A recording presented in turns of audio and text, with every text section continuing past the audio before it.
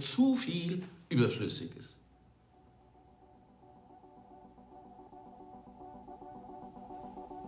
Gutes Design sollte innovatives sein. Gutes Design macht ein Produkt brauchbar. Gutes Design ist ästhetisches Design. Gutes Design macht ein Produkt verständlich. Gutes Design ist ehrlich. Gutes Design ist unaufdringlich. Gutes Design ist langlebig. Gutes Design ist konsequent bis ins letzte Detail. Gutes Design ist umweltfreundlich. Last but not least, gutes Design ist so wenig Design wie möglich.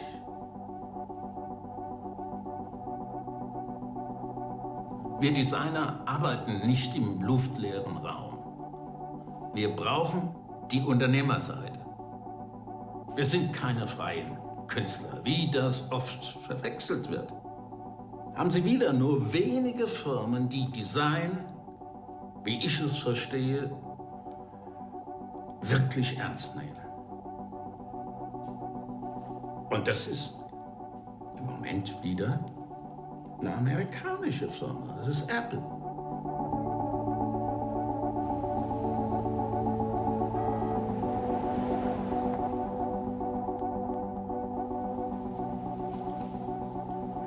I remember the first time I saw an Apple product. I remember it so clearly because it was the first time I realized when I saw this product,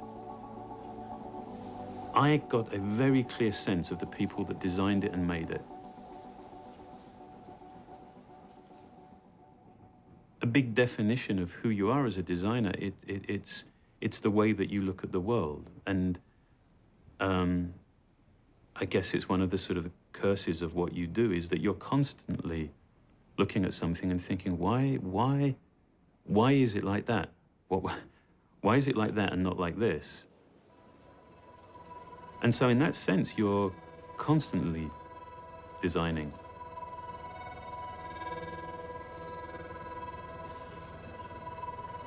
When we're designing a product, we have to look to different attributes of the product, and some of those attributes will be the materials that it's made from and the form that's connected to those materials.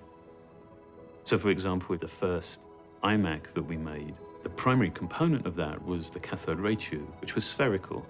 We would have an entirely different approach to designing something like that than the current iMac, which is a very thin, flat panel display. Other issues would be, just physically, how do you connect to the product? So for example, something like the iPhone, everything defers to the display.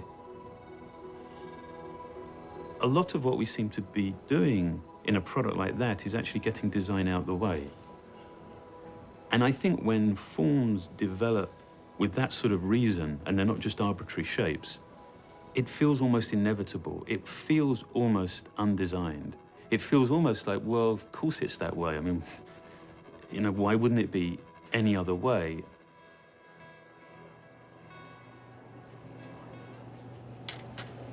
This is the bezel for the iMac.